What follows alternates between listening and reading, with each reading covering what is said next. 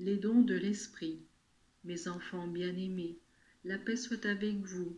Je vous envoie mon esprit et l'esprit du Père, qui vous remplissant de lumière, de force et de charité, doit faire de vous de vrais apôtres.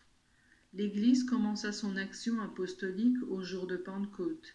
Vous devez commencer dès aujourd'hui une nouvelle vie toute empreinte de charité.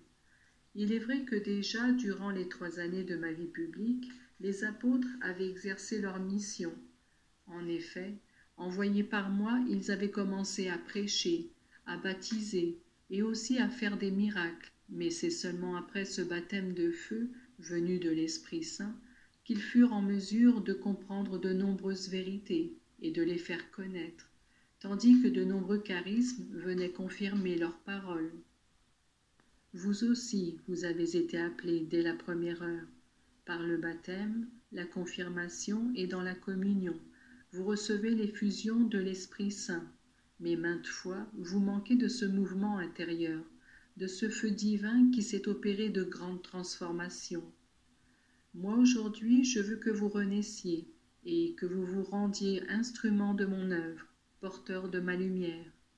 L'Esprit Saint qui jadis parla par les prophètes et qui éclaire continuellement l'Église et son chef, doit être invoqué par vous chaque fois que vous devez vous servir de votre parole pour remuer les consciences engourdies par le péché ou lorsque vous devez appeler autrui à collaborer avec vous dans le bien. L'Esprit Saint élève les âmes à une grande sainteté en les remplissant de ses 7 dons.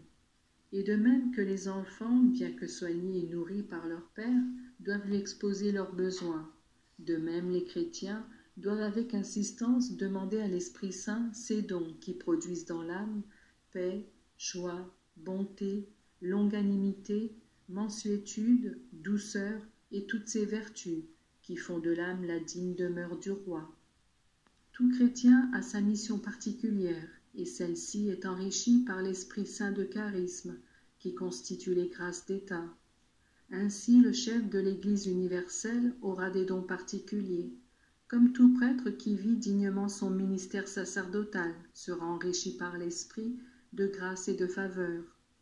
Toute maman aussi qui vit chrétiennement sa mission, son mariage et ses devoirs familiaux, obtiendra des secours spéciaux, véritables charismes. Chacun est enrichi à mesure que, vivant en état de grâce, il se recommande à l'auteur de la grâce et au donateur de tous les dons. Tout don doit être motif de gratitude, même lorsqu'il n'est pas immédiatement reconnaissable comme tel.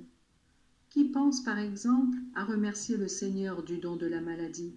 Et pourtant, la souffrance est un don très grand que je fais à mes amis. Souvent, l'Esprit Saint a fait descendre ses inspirations en des personnes gravement malades physiquement, et elles ont comme éclairé le monde par la lumière divine qui semblait venir de leur lit de douleur. Et qui pense aussi à remercier Dieu d'être dépourvu d'argent. Et pourtant, même en cette privation, il y a un dessein de la providence, et l'Esprit Saint fait naître de parfaites pensées d'amour de Dieu et des désirs de pratiquer la pauvreté avec beaucoup de saints pauvres. Mes enfants, l'Esprit Saint vous parle souvent à travers la voix de la conscience. Mais dites-moi, quelle est cette inquiétude qui souvent vous saisit, et ce mécontentement de vous-même, sinon la voix de l'Esprit qui veut de vous une plus grande perfection? Que dois-je vous dire sur ce point? Mes enfants, ne contristez pas par le péché l'Esprit qui habite en vous. Soyez attentifs afin qu'aucun péché commis par l'Esprit, par la bouche et le cœur, ne rende jamais votre âme moins lumineuse. Et n'oubliez pas que toute âme peut être, comme la vôtre, la demeure de l'Esprit Saint. Que dire alors de ces personnes qui scandalisent les petits-enfants, de ces prêtres qui scandalisent les fidèles, et de ces fidèles qui font scandale aux yeux des incrédules, lesquels ne connaissent pas la valeur de la grâce ni l'action de l'Esprit Saint dans les âmes? Mes enfants, une Pentecôte de feu devrait brûler le cœur de tous les fidèles, pour éviter de brûler un jour dans les flammes d'amour du purgatoire ou dans les flammes éternelles de l'enfer. Secouez-vous au son de mes paroles, et faites reverdir votre espérance afin que l'heure de Dieu change bientôt la face de la terre. Oui, faites-la reverdir, et que votre ferveur en soit un signe tangible. Priez avec amour, c'est-à-dire priez avec l'esprit d'amour dont vous êtes animé.